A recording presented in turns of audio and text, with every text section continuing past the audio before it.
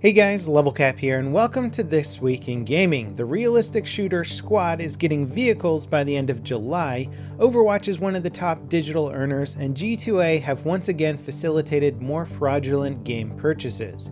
If you're here for something like FPS or DLC news, just click its category to skip to that section of the video. Mobile users see the description for timestamps. Starting off, Squad's developers have released a new SDK for their game engine, but they've also announced that vehicles will be coming in July. Many of the game's maps have already been designed to accommodate vehicles, and thus has kind of left the game feeling sort of open and slow-paced at times. It'll be really interesting to see how the game plays out with not only Jeeps, but also armored vehicles. There's going to be a lot more usage for the rocket launchers that have been in-game, but haven't really been able to destroy much on Squad's battlefield. Without question, I'm sure a lot of balancing and tweaking is going to be needed to balance infantry versus vehicle combat, but I'm still really looking forward to trying it out for the first time. Also, EA this week released the Bespin DLC for Battlefront. It includes 4 new maps: Cloud City, the Administrator's Palace, the Carbonite Freezing Chambers, and Bioneep Laboratories? I don't know how you pronounce that, but a laboratory map, yay! In addition to new weapons, star cards, a new game mode, and new vehicles, it also includes Lando Calrissian and the bounty hunter Dengar as playable heroes. If there's one thing Battlefront does well, it's good looking maps, and Bespin maps look pretty darn fantastic. Visually, the new maps are reminiscent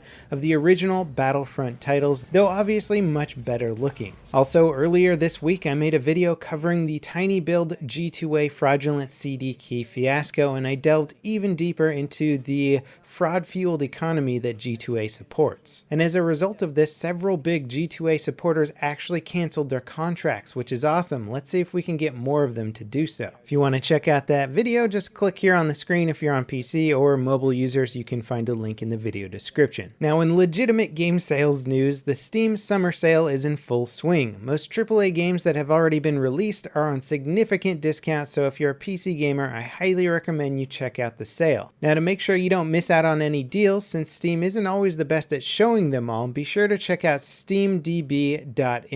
They update a complete listing of every game available as part of the Steam summer sale every few hours, with tons of sorting options. If you find any sweet deals, let us know in the comments. In other news, digital research firm Superdata has confirmed what we all suspected: Overwatch was the biggest game of the month for May. Earning an estimated $269 million in digital revenue, Overwatch was the #1 earner on PC and 5th overall earner on consoles. May has had some big launches like Doom and Dark Souls 3, so it's not like Overwatch didn't have stiff competition. In more recent Overwatch news, Blizzard this week launched Overwatch's first public test region, or PTR, which includes competitive matchmaking. After playing 10 placement matches, players above level 25 can queue for competitive matchmakings. The rules for competitive games are different than those for quick play, and the reaction to the competitive rules hasn't been universally good.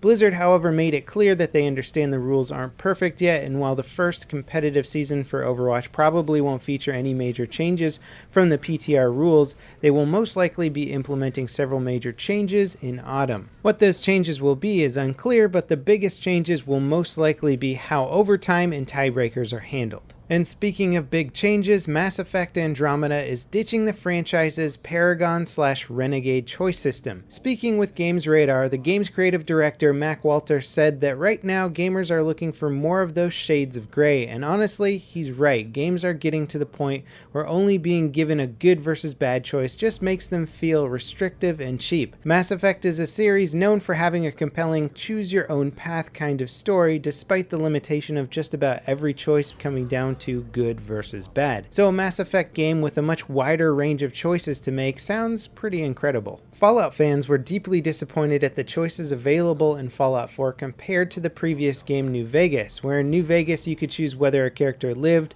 died, or was punished justly. In Fallout 4, your choice either had to be kill them or kill them begrudgingly. Hopefully Mass Effect Andromeda's more nuanced choice system will inspire other developers to not make the same mistakes Bethesda did with Fallout 4. Watch Dogs 2's developers are trying to avoid their past mistakes by forgoing the Ubisoft franchise Towers staple. Instead of using towers to unlock areas of the game world, players will unlock new areas, missions, and information as they gain followers for the in-game hacker group DedSec. The game is being designed so that players barely have to touch the story to progress, as there's enough non-story missions and operations to unlock almost everything.